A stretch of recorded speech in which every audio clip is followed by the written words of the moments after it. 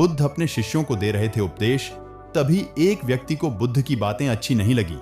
वह उठा और बुद्ध का अपमान कर दिया। बुरी बातों को बार बार याद करने से हमारी परेशानियां बढ़ती हैं, मन अशांत होता है। इसीलिए दुख देने वाली बातों को भूलकर आगे बढ़ना चाहिए।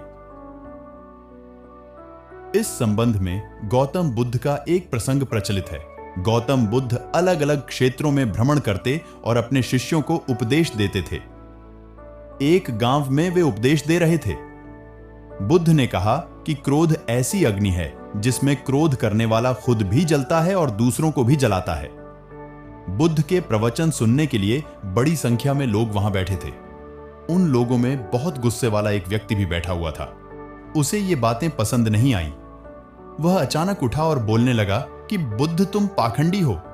बड़ी बड़ी बातें करना ही तुम्हारा काम है। तुम लोगों को भ्रमित कर रहे हो। तुम्हारी ये बातें आज कोई मायने नहीं रखती हैं। व्यक्ति लगातार बुद्ध को अपमानजनक बातें सुना रहा था। वहां बैठे सभी लोग ये देखकर हैरान थे कि बुद्ध ये सब शांति से सुन रहे थे, लेकिन कुछ बोल नहीं रहे थे। क्रोधी व्यक्ति बुद्ध को शांत देखकर और ज्यादा क्रोधित हो गया। वह बुद्ध के पास गया और उनके मुंह पर थूक कर वहां से चला गया। घर पहुंचकर क्रोधी व्यक्ति का मन शांत हुआ तो उसे अपने किए पर बहुत पछतावा हुआ।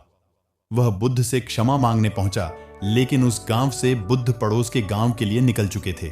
वह व्यक्ति बुद्ध को खोजते हुए दूसरे गांव में पहुंच गया। वहां व्यक्ति को जैसे ही बुद्ध दिखाई दिए, वह उनके चरणों में गिर गया और क्षमा मांगने लगा। बुद्ध ने उस व्यक्ति से पूछा, तुम कौन हो और क्षमा क्यों मांग रहे हो? उस व्यक्ति ने कहा, क्या आप भूल गए?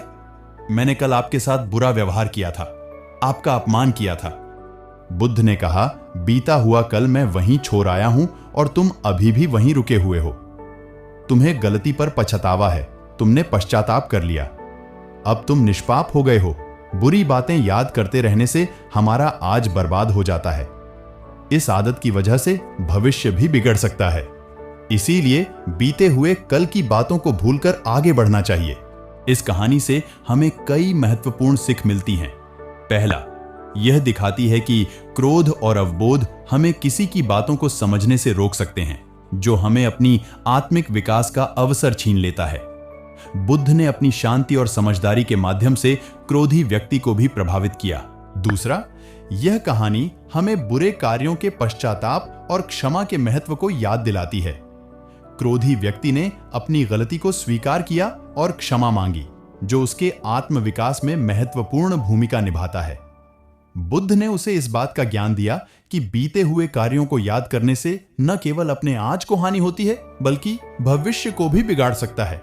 तीसरा, इस कहानी में हमें बुद्ध के उपदेशों का महत्व और उनके ध्यानपूर्वक सुनने की आवश्यकता का संदेश मिलता है। बुद्ध ने शांति और समझदारी के साथ क्रोधी व्यक्ति का सम्मान किया, जो उनके उपदेशों की महत्वपूर्ण विशेषता है। अंत में यह कहानी हमें बुरे और अपमानजनक विचारों को भूलकर आगे बढ़ने की महत्वपूर्णता को याद दिलाती है। हमें अपने गलतियों पर पश्चाताप करना और उन्हें सुधारने का निर्णय लेना चाहिए, लेकिन हमें अपने आज और भविष्य को बर्बाद नहीं करने देना चाहिए। इसी तरह यह कहानी हमें जीवन में सकारात्मक बदलाव लाने के लिए उत्साहित करती है और हमें अपने अंतर्निहित शांति, समझदारी और क्षमा को बढ़ावा देती है। दोस्तों, अगर आपने अभी तक इस वीडियो को लाइक और चैनल को सब्सक्राइब नहीं किया है तो अभी कर लो, क्योंकि आपकी जिंदगी बदलने वाली वीडियो बहुत जल्द आ रही है। और हाँ, ये वीडियो आपको कैसा लगा कमेंट में जरूर बताना। धन्यवाद।